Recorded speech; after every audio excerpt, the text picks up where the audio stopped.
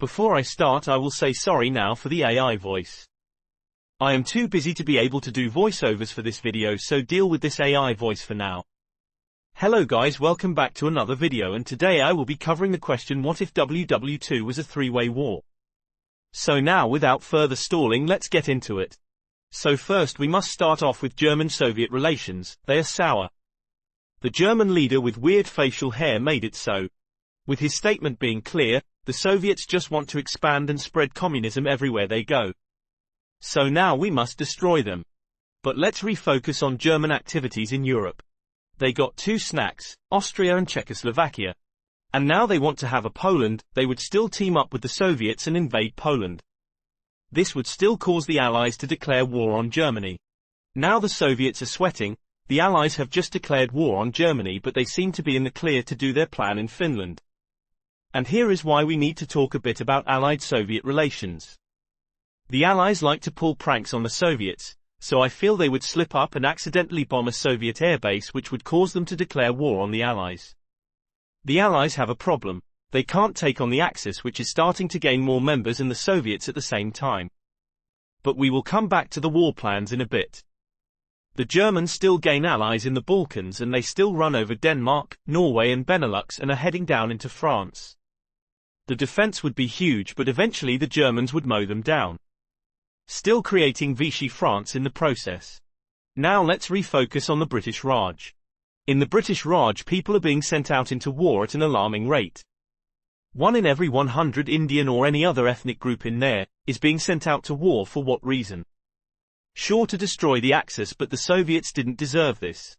This would make everyone very anti-war, which would scare the British, and eventually they would declare independence and even become communists themselves. Now the biggest British colony and army replacer is gone. They can't go and try to reconquer them, as that would waste more materials. Now let's take a look at every country's military capabilities. The Germans have an impressive tank collection and a new tactic they call blitzkrieg. With this they can demolish the Allied forces easily. Now on the other hand, the Allies now only consist of the British, who just lost most of their replaceable men due to a singular stupid decision. But I still think with British wartime leadership it wouldn't be impossible to still mount a decent force with the main British population. I would say they could collect around 1.5 million troops. Which, to note, is over twice the amount used in Operation Barbarossa. Now lastly, the Soviets, they have to make better military factories, but once that is done they can dominate the conflict with massive wartime manpower. Now we need to look at each country's / alliance war plan. The Allied war plan, I will call this war plan unthinkable. Because of Operation Unthinkable in our timeline. The British goal is to get America into the war and make a naval landing in Normandy, France. From there they could make a ground invasion with the 1.5 million manpower superforce. This plan is reasonable. Now onto the Soviet plan. War plan takeover. The war plan would state that once the factories are up and going, they would build up a ground force of 20 million men. Now for reference, the Soviets used up to 34 million men in our timeline.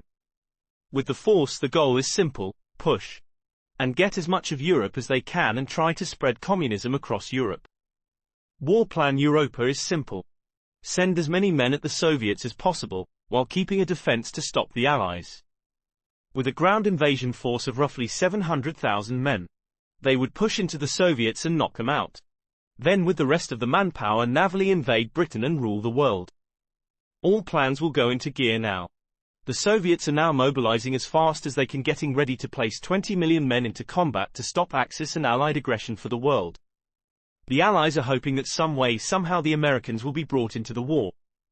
The Germans have spent a while preparing forces, so now it is time. Germany and all the Axis powers push into the Soviet Union, but it would go horrendously for the Axis. The Soviets had prepared, so they would have moved enough stuff to make Operation Barbarossa look like a child. But still, the Axis did make a decent push into the Soviets, but the Axis knew from here they would need to get new weapons or lose the war. But guess what? Japan just attacked the Americans. Germany declared war on them as well. Now a lot of people call it stupid for them to do this, but listen. The Americans were at war with the Axis anyway, so it wouldn't matter. With the Americans joining, they would help in Asia, being the sole power to crush down on Japan. Not even the Soviets are attacking them. While yes, they still have some men on the border. They would then send troops to Africa, where by the year 1944 they would manage to kick the Axis out of Africa for good. The Allies would now plan the Allied landing to invade Europe. They would still choose Normandy. The Allied powers would smash 300,000 men into Europe in hopes of stopping fascism altogether. But without Spain in the war, that would still have some left over. Fun fact: the reason the Allies had such a good time with this landing in our timeline is because the main general thought they wouldn't invade that day because it was supposed to be cloudy. So he went back for his birthday, but then when he heard about the attack, when he did go back, he couldn't do a thing. So yes, they would still be able to smash in, but even harder this time. But in Eastern Europe we see the Soviets taking Finland and smashing right through into Germany and eventually capturing Berlin, where Hitler would delete himself. But they wouldn't stop there, they would keep going, eventually kicking the Allies out of Europe, and now with Japan surrendering, a peace deal would need to be made. An interesting thing about this is, Japan wasn't nuked. They were forced to surrender through painful island hopping and bombing raids.